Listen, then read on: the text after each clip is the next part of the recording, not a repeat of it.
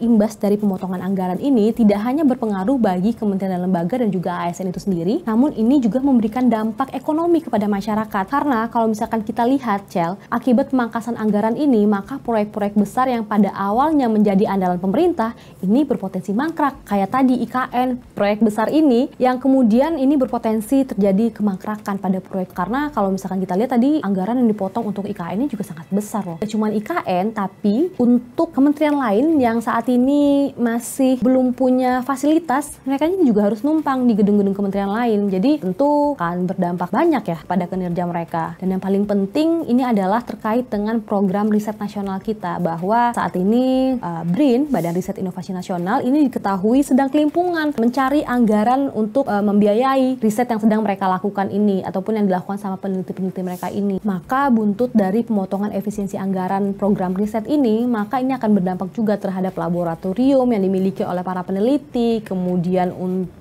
belanja anggaran untuk pembinaan Badan Riset Inovasi Daerah ini juga pasti akan terganggu. Kemudian yang terakhir dan juga paling penting ini adalah terkait dengan mitigasi bencana negara kita gitu. Kalau kita tahu kan negara kita ini dikelilingi oleh cincin api, lempeng begitu ya, bahwa anggaran untuk melakukan mitigasi bencana ini katanya juga akan dipotong. Badan Meteorologi, Klimatologi dan Geofisika ini meminta kepada Presiden Prabowo untuk dispensasi dulu nih terkait dengan anggaran mitigasi bencana, karena kalau misalkan kita lihat anggaran yang dipotong untuk BMKG ini sebanyak 50%. Jadi yang kita khawatirkan tentu bagaimana kemudian dengan warning system yang akan diberikan oleh BMKG ketika terjadi gempa bumi, terjadi tsunami. Karena kita tahu negara kita ini kan negara yang memang berada di lokasi sangat strategis, dikelilingi cincin api dan juga berbagai lempeng. Jadi kalau misalkan anggaran yang akan dipotong dari mitigasi bencana itu sendiri dipotong, maka tentu kita perlu khawatir bagaimana dengan keselamatan kita semua. Dan yang paling penting lagi ini adalah anggaran Kementerian Pendidikan Dasar dan Menengah ini juga dipotong. Tentu kita khawatir terkait dengan gaji guru, kemudian dengan program-program pendidikan yang akan dilakukan oleh pemerintah di daerah 3T, ini tentu akan mengalami